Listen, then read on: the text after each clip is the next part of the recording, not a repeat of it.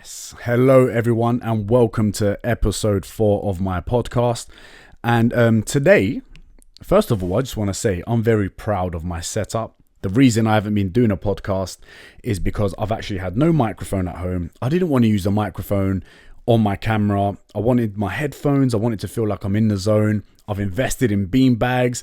I've attached the audio to my clothes. This thing, for you guys that are watching on YouTube, you can see that the mic is actually attached to like my drawer. I'm not going to show you yet because all my dirty undies are there. But anyway, I just want to say I'm really happy with this setup, man. I'm like buzzing about this. And now I can get back to doing podcasts because I had such a good start. I had such a good start to podcasts, right? And I was like, I did 3 episodes in Bali, in a studio, and it's much easier doing it in the studio. You get into the zone, you're there. It's like game time, you're ready to fire away. And at home with isolation, things have been difficult, and I'm not going to lie to you. I'm someone that is not struggling. I wouldn't say struggling. I'm okay, but I don't find it easy to be stuck at home. So I've done all this so I can communicate with you guys, do more content and produce more podcasts. And on today's topic, we're pretty much going to talk about life in isolation, like everyone, all of us getting used to the new normal, which is crazy when you think about it. When you just stop and think about what's happening right now, it's like we're in a movie, right? It feels like I feel like I'm Will Smith in I Am Legend, just a better looking version, innit? Sorry, Will Smith, you are my idol. I'm going to meet you one day. I probably won't say that to you face to face, but you know what I'm talking about. Anyway, so where I left my last podcast is I did a fitness for beginners thing where people send me Q&A, people send me questions and I answer them for you. And today I'm kind of going to take off from how I left off from Bali. Before the isolation period, I was in Bali with James, helping him out with his JSA members. He takes his JSA challenge winners on holiday every time there's a challenge. The place that we go to is Bali. Number one, we have so many friends and pretty much like family there, and we know everyone there. We know all the good places to go. So his challenge winners, we can actually show them a great time, so it's a great place to be for that. And me personally, I don't have to be there. I'm not a JSA coach. I haven't been over a year and a half.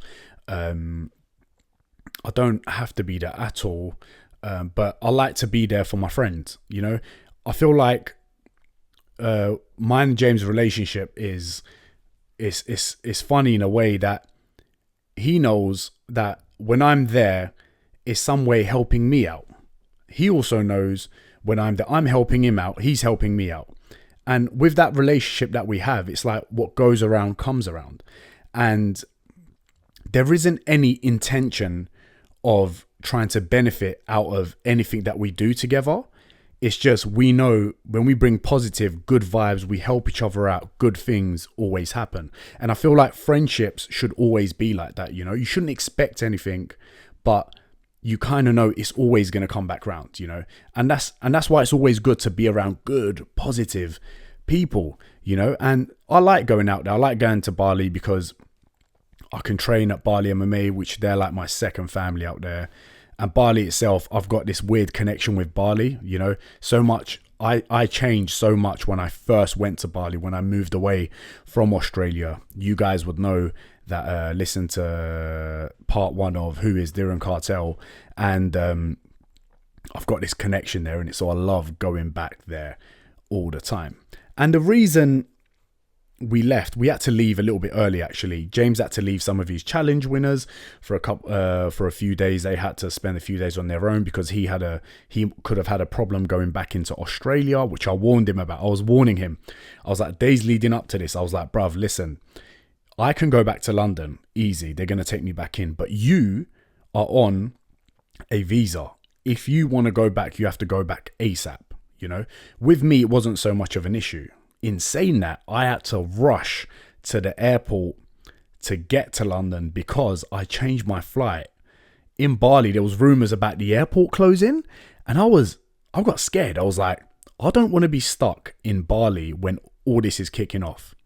Because in Bali, when the whole coronavirus thing was exploding in Italy, in Europe, and in England, the cases started to rise. In Bali, we were kind of like, we knew of what was happening, but I didn't realize the extent of the seriousness. I was taking it seriously, but I wasn't looking into it as much as I am now because I'm living amongst it. And in Bali, the news, the people, I feel like the government there, I could be completely wrong. I don't think I am though. They've probably ignored the fact about coronavirus, didn't want to stop flights coming in, tourists coming in and going, because if you look at it, I mean, their main economy would be driven through tourism. You know, if there was no tourists there, if no Australians were going there, if no Brits, if no one from the world was going to Bali, I mean, their economy would just go straight down, you know? So I can see why they kept it quiet. There was also another rumor. I don't know how true this is, but it does sound accurate. Apparently, there was only like 30 isolation beds in Bali. And the last thing I wanted to do is be stuck in Bali away from my family, you know? So I made this last minute decision of changing my flight. I was supposed to, of that week, I was supposed to fly out on Saturday. I had the fear that the airport may close on Friday when all this was kicking off. I changed my flight, and within an hour or two, I was at the airport. I had to rush to the airport. I was scared because going into the airport, everyone's got masks on, right? Everyone's got masks on. Everyone's a little bit on edge. And they were actually checking temperatures of people before going into check-in. So although I was fine, you know, you have this fear. You know, when you like, I don't know, any of you guys ever been stopped by a police, but like when I've been stopped by a police before in East London or driving or whatever, even if you haven't done anything wrong, you kind of feel the pressure of like, oh snap, what did I do? What shouldn't I have done? You know? So there's always a bit of that pressure. So when they were taking my temperature, I was like, oh snap. I've just been running to get to this flight and I'm sweating my nuts off. So if they take my temperature and my temperature is high, I've only got like 20 minutes left to get into check-in so I can get this flight home. Do you know what I mean? And all I'm thinking about is I've just paid £1,000 to change this flight so I can get home safe. Yeah, £1,000. Yeah, that's a lot of money, bruv. You know, I paid £1,000 to change this flight. I've ran here. And if this Indonesian guy turns around and goes, your temperature's too high, we're taking you to check you up, then I would have missed my flight, you know, which is pretty mad. Luckily, I got through to check in and I was fine. Because in Bali, it was, we were still kind of living my best life sort of thing, you know. No one there actually, no one was actually taking interest on actually what's happening. It's as soon as Australia said they're going to be closing their doors and UK may be closing their doors, I was like, whoa, okay, we really need to be careful with everything that we're doing now, you know. And I think I had to come home. I could have easily gone to Australia. I've actually got permanent residency in Australia, for you guys that don't know. So I could easily live out in Australia. I can live out there forever. I can get permanent residency. I've got permanent residency, sorry. I could get citizenship. I could just live there forever. But you know, I've completed Australia. I don't want to go back there. I want to be close to my family and my friends, because I feel like no matter what we do as people, we kind of always go back running to where you're from in a way, you know, maybe not everyone, but I feel like people from London, people that are very family orientated, do that quite often. And not that I live my life on how my family want to live my life. They know that. Everyone knows that. It's just that I like to be close to home. I like to know that I can help my mum, I can help my dad, my sister, if they need me there and then. Which, by the way, I haven't even seen yet. I've been back in the country for now. It's been like, I think it's coming up to 4 weeks, like just over 3 weeks I've come back from Bali, and I actually haven't seen any of them yet, which is actually very difficult for me, because like one thing I love doing is when there's times I'm feeling down, and there is those times where I feel down, I'm a very social person. So being in isolation is very challenging for me. I'm the sort of person that gets energy from people. Knowing that there's going to be people that's going to be watching this and listening to this, it gives me energy to talk more, to give more, to help, educate, give more positive vibes, make someone smile, you know. That's how I am. So when I'm stuck in a room on my own, it's very challenging. But then again, I think it's important we have those times alone so we can really appreciate your own time. Learn to be alone, which is something that I've struggled with when I was younger, you know. I was in a long-term relationship. I was always around family. Every time I walked down the stairs when I was living at home, there was people there. There was my mum, my dad, my sister before she moved out, my cousin. There was always someone from Turkey staying over to visit. My aunties, my uncles that lived around the corner, you know, people would pop over for tea, coffee. So when I moved out and when I started living where I'm living right now, again, it's very different. It's very different. And I love both sides. I love both sides. And it's great because what I've done is I've tried to get the good qualities out of both cultures and of both ways of living. But there's been times where I've struggled to be here on my own. By the way, this podcast, I got so excited about the equipment that I've got today. I haven't planned anything at all. I've literally just gone, I downloaded a GarageBand. I was like, I got the mic ready to go. I tested it. I put on the camera. I was like, I'm just going to record and whatever comes out, you know? So this isn't planned. I've wrote a few notes, but like, honestly, if I showed you through the camera, it's like 5 words. But, oh, sorry. Cheeky little burp there. But, so what I'm struggling with life in isolation for me is when I got back, the first thing I was like, I can't believe this. I was like, I wanted to go to the shops. I went to the shops. And when I got to the shops, there was seriously no toilet paper. And I was like, no. I was like, I knew I saw some stuff on Facebook, Instagram, whatever, but I didn't realize it was to that extent. You know, there was nothing there. And that's when it really hit me to think, fuck, this number one is scary. Number two, it's fucking selfish from the people that have gone and got tons of toilet paper, tons of cleaning products to themselves. Because if we all didn't panic, we kept our cool, then we could all go weekly shopping and sustain everything like normal, you know. But again, the fear of not knowing what this is and the fear of not knowing how long this is going to last makes people act the way that they act. And I don't really blame them. I don't really blame them. It's just human nature.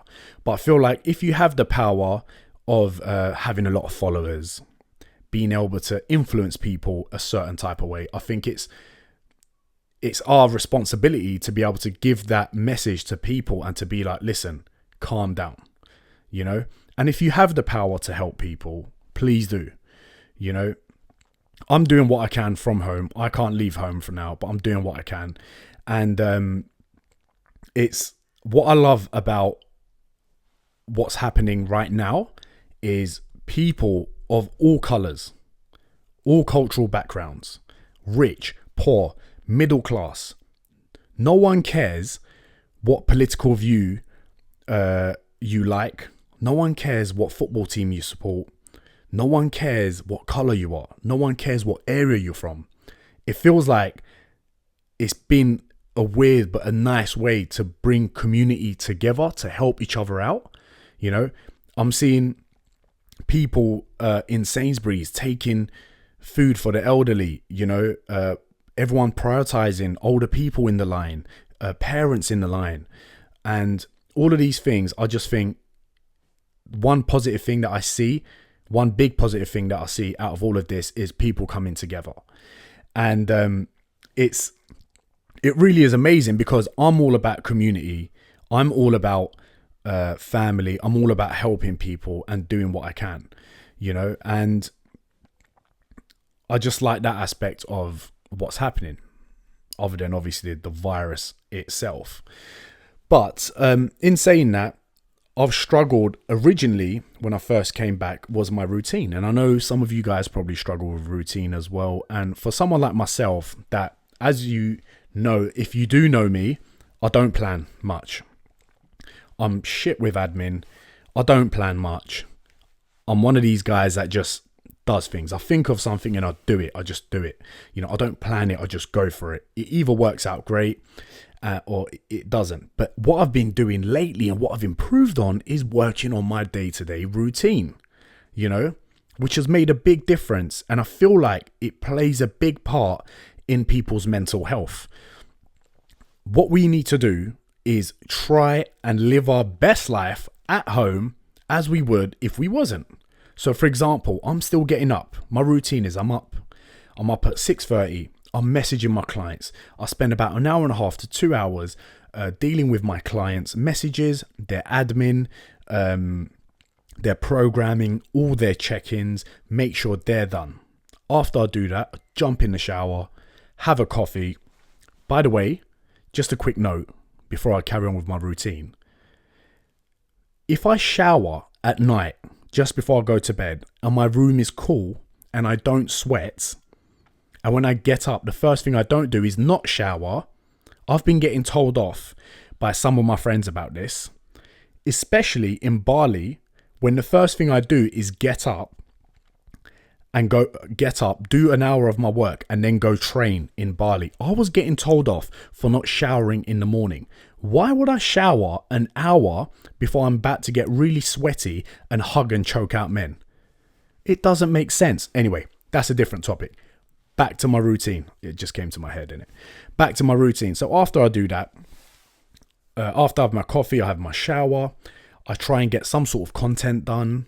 I make sure I've got food ready for the day. I go do my walk. I come back. I do an email. I try to do a session at home, a training session at home. Yes, it's a little bit difficult to be motivated to train at home, but there's ways around it.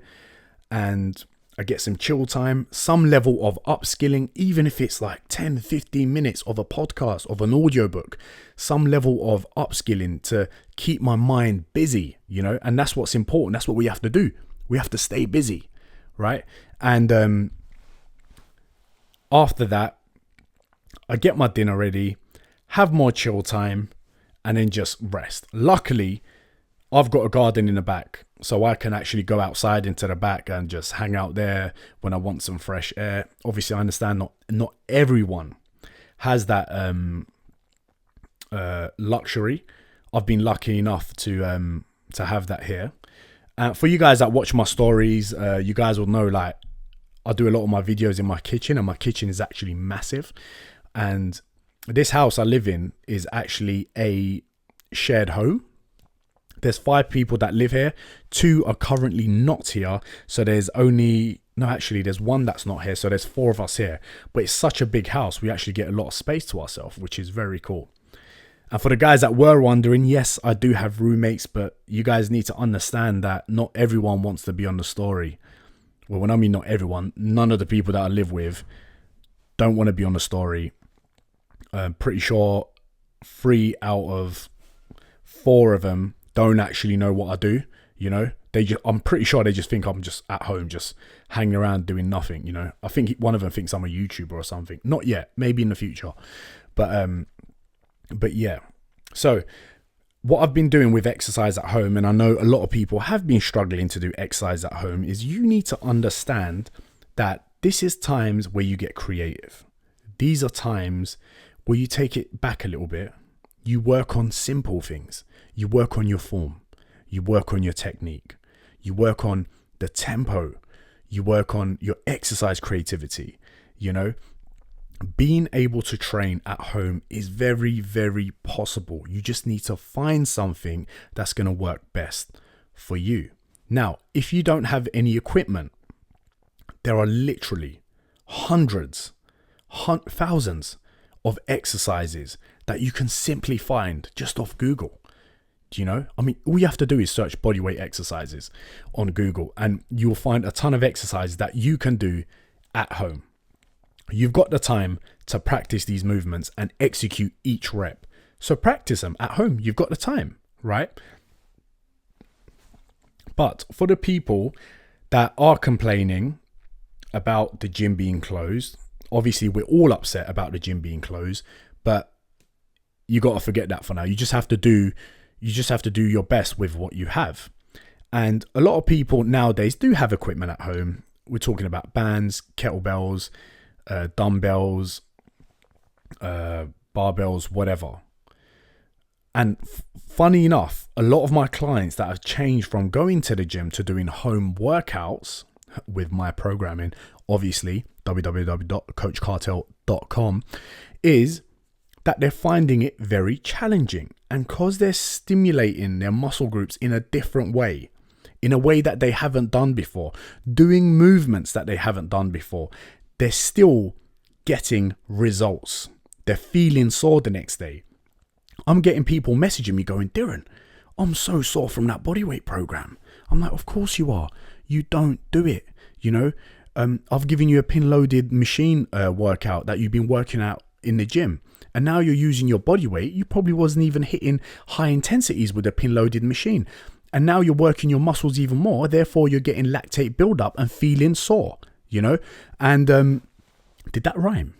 Bloody hell, man. That was good, man. I didn't even mean to do that. Like I said, I didn't plan this. I didn't plan that lyrical lyricist that just came out of me either, But so you can do that at home. So coming back to struggles that we're all finding in isolation, I actually put on my story that I'm going to look at now. I asked people what they struggle with in these times. Let's have a look at what people have said. Straight off the cuff, someone said getting fatter. Okay, so getting fatter. If being at home, it's challenging when it comes to food, yes, because you're always around food. Most likely because you probably prepped for the worst. So every time you've gone shopping, you've stacked up your fridge, your cupboards, whatever. Especially if you've got a family, you've got to make sure you have food at home. You want to feed the kids. And putting on weight, obviously, is down to calories in versus calories out. What you should do as an individual is plan out what you're going to eat that day in the morning. What I've been personally doing is I literally take out whatever I'm going to eat that day, the whole day. I'll put it in a corner in the kitchen, or I'll put it in a corner in the fridge. And that is what I have for the whole day. I count the calories that I have there, which funny enough, I've actually been eating less because I've been cooking at home, is now what I have to be creative that day. And I don't go over or don't go under. I smash all the calories that I've put aside there and then. If you don't plan what you're going to eat and you're around food all the time and you're someone that nibbles on food a lot, then this is an angle you should try and take. Log all those calories into MyFitnessPal, have it stuffed in a corner, then get creative and then just have that as your limit for the day. It's a lot easier. If you don't set yourself a goal, a task, an objective for the day, you're most likely going to go over in calories. You're most likely not going to hit steps. You're most likely not going to get anything done during the day. Because even at times when we feel like we're busy, right? If you don't write stuff down and plan those things out, you get overwhelmed with how busy you are. And I'm talking from experience because I do this so much. I stress, I get frustrated, I huff and I puff. I write things down. I start doing things one by one. And I can slowly just like, yes, this is what I need. This is what I need, And I have friends that help me with this because they know what I'm like. They're like, Diren, write it down. As soon as I have an idea for content, email, social media stuff, they're like, Diren, write it down straight away. Because there's been so many times where I sit down and I'm like, what the hell was I supposed to talk about? I had it in my head 5 minutes ago, So that's why it's important to write down what you're going to do for the day, the tasks that you're going to do for the day, your objective for the day, what you're going to achieve for the day. And you can do this for the day, for the week, for the month. With my one-to-one clients that I have, we do this on a weekly basis.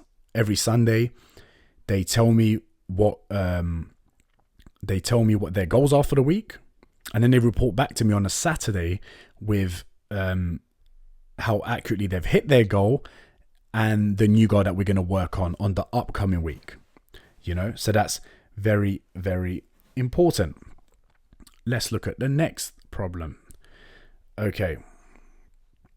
Boom, boom. Change of weather, having to live in a flat. Okay, that is very difficult. It is. At the moment, the weather is great.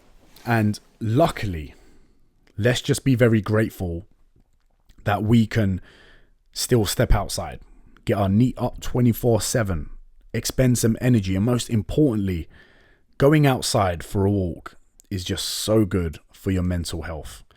When I promote the whole neat up 24/7, more than calorie expenditure, energy expenditure, I promote it because I know it's good for your mental health. It's good to be out there, getting fresh air. You get these new thoughts in your head. You see something that motivates you, something that puts your mind in a different place, changes your perspective over things, you know. I think what you need to do, if you're in a flat and the weather's good, please remember that we're all in the house and staying in the house for a reason.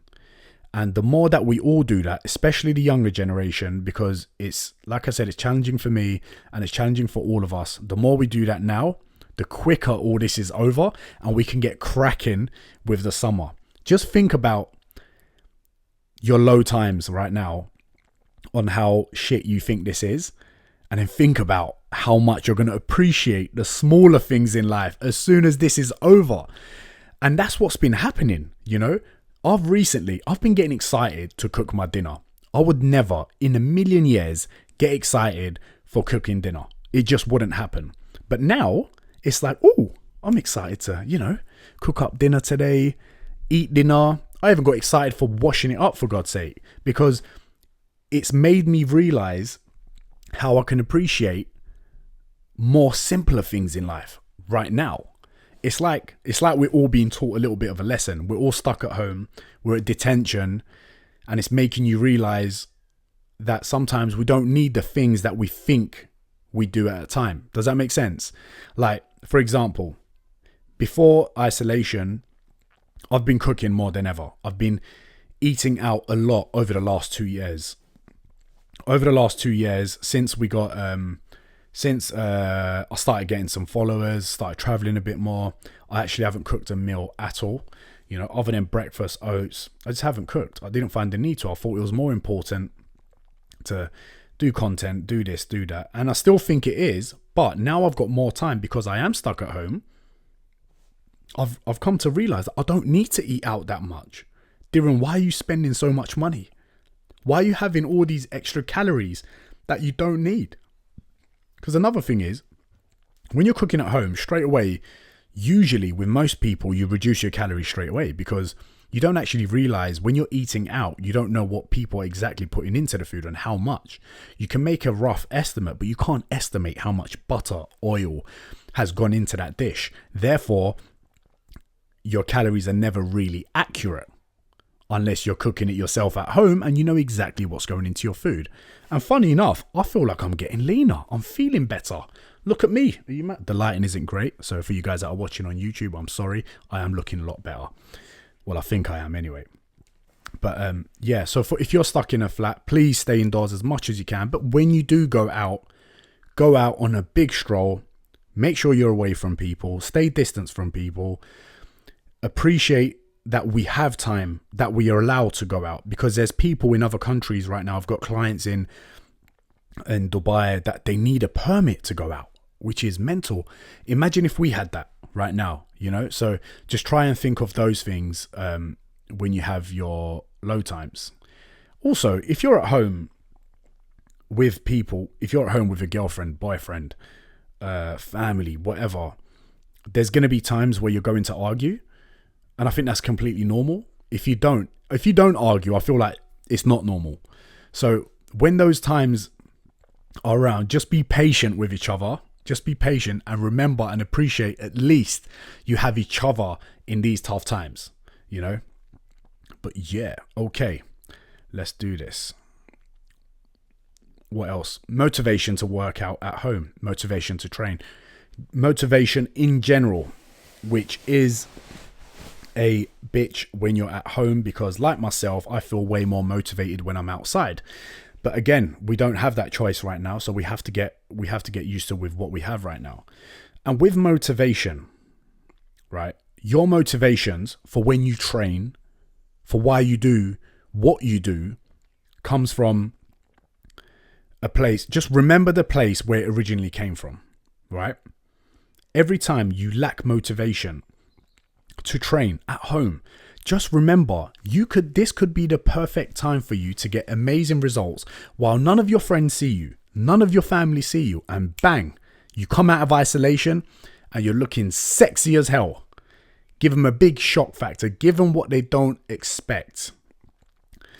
But, you know, I'm not going to compare this to going to prison, but I've had friends that have gone into prison and have come out in amazing shape because they've been inside and have nothing other to do other than training and eating. The only difference is they don't have a cupboard where they can go eat. But what I'm saying is use this time wherever, wherever you started training in the first place.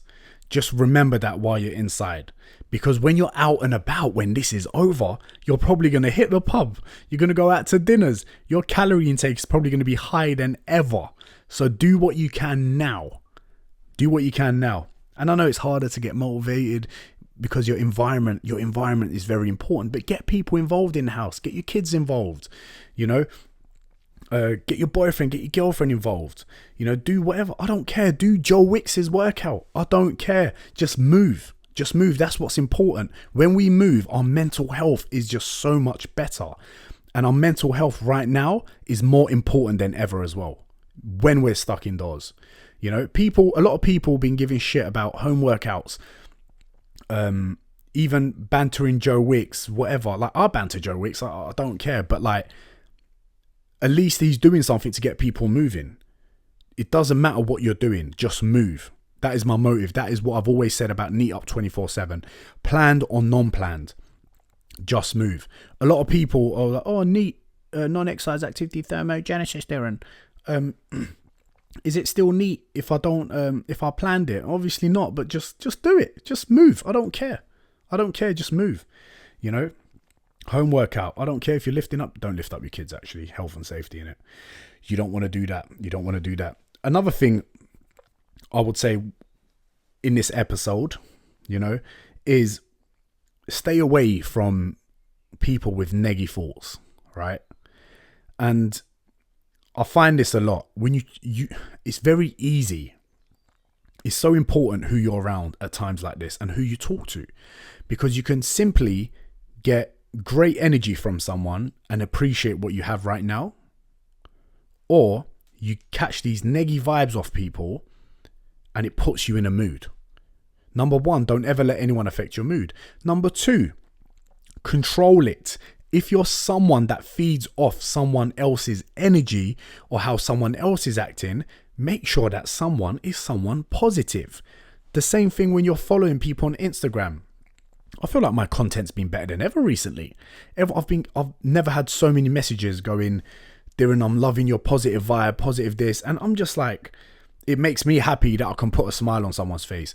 If whatever I'm doing, educational, funny, entertaining, whatever, TikTok, all of that stuff, if it puts a smile on someone's face, if it's educating someone, if it's making someone laugh, then I feel like I've done my job. And that's what I want to do. I want to entertain people. I want to put people in a good mood. I want to educate people.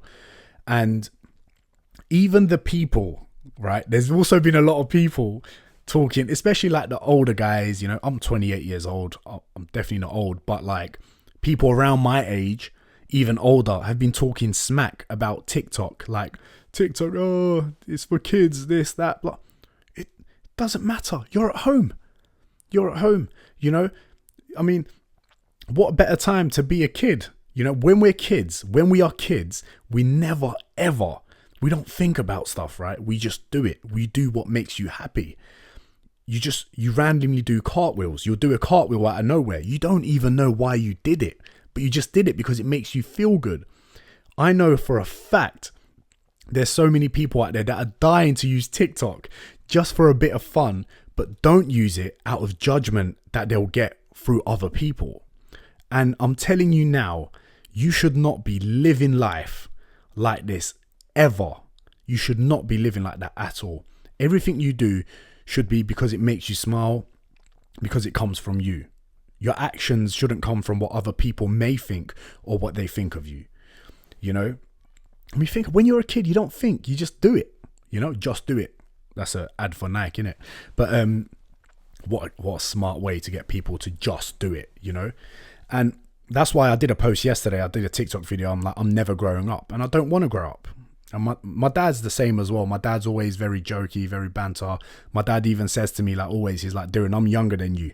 He goes, you're obviously younger, but he goes, no, my brain is way younger than you, you know? He doesn't let anything bad, like any negative vibes affect how he feels. And I've definitely got that from him. Even on the days where like me and my family have gone through struggles because of money when I was younger, when my family were younger, when my parents were still trying to figure things out in this country, when we had nothing, my dad would always be in a good mood, you know, and it would affect all of us. And that is why I am the way I am right now, you know. So thank you, Dad. I appreciate that. And we need to all be like that. And it's funny because with all this stuff happening, right, a lot of people are losing their luxuries. A lot of people, they can't fly out. They can't go out and drink and have their expensive dinners at Nobu and this and that. Things that are not really important. Things that don't actually matter. But now, because their life has changed so much and they feel like they have nothing, people are going mad. Whereas I'm talking to my parents at home, right?